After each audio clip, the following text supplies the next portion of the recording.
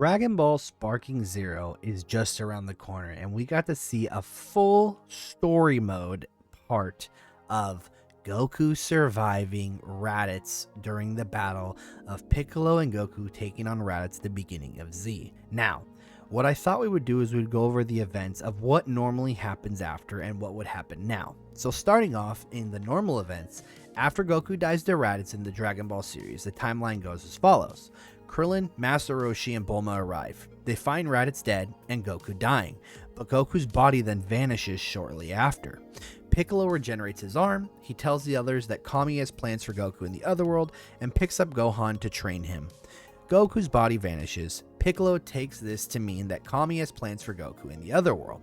Goku goes to Otherworld and begins his journey onto Snake Way and proceeds to King Kai's planet. He arrives at King Kai's and learns the Kaioken and the Spirit Bomb. The other world gives Goku a better chance of training, as also his body being dead, it has no limits, kind of like how we learned with Super Saiyan 3. So essentially he pushes the limits with Kaioken and has a better chance of testing it out. Now, with that being said, it'll lead on obviously to Nappa, Vegeta, and so on and so forth, then leading into the Namek Saga. Now that is what normally happens. So let's leave it to the what if.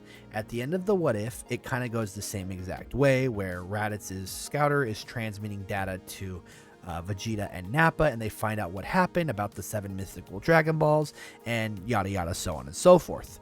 But it also gives us the whole simple fact that they're coming in a year, same exact thing, but the difference is during this events, Goku actually dodges Piccolo hitting Raditz with the special beam cannon, obviously surviving, and sends them off to train. Now, we have to wonder how would these events transpire during that 1 year period.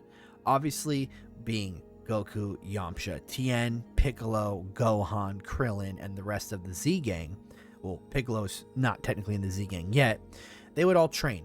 Piccolo would obviously not take away Gohan, so Gohan probably wouldn't get as serious training because he's still a little kid, so Goku obviously wouldn't push him hard.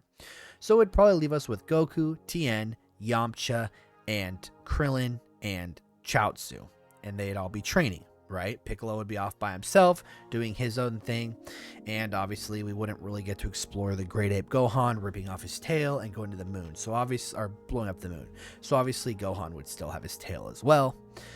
With that being said, it goes on to believe that, with the training on Earth and not actually in Otherworld, Goku never learns Kaioken, Goku never learns Spirit Bomb, and he also never discovers King Kai or the Otherworld. Now, fast forward to 1 year, Nappa and Vegeta land on the planet Earth. Now, this is where we think, okay, one of two things are going to happen. Goku's going to be on the planet, and, Nappa's going to start destroying everybody, and Goku's going to possibly awaken Super Saiyan out of rage, because obviously he doesn't learn the Kaioken, he doesn't learn the Spirit Bomb, but he can obviously still be mad maybe if Nappa kills his son in front of him, because without the Kaioken, Goku doesn't catch up to Nappa, stopping him, essentially breaking his back in that one shot, to which then Vegeta goes and throws him in the air and kills him. Now, say that part doesn't transpire.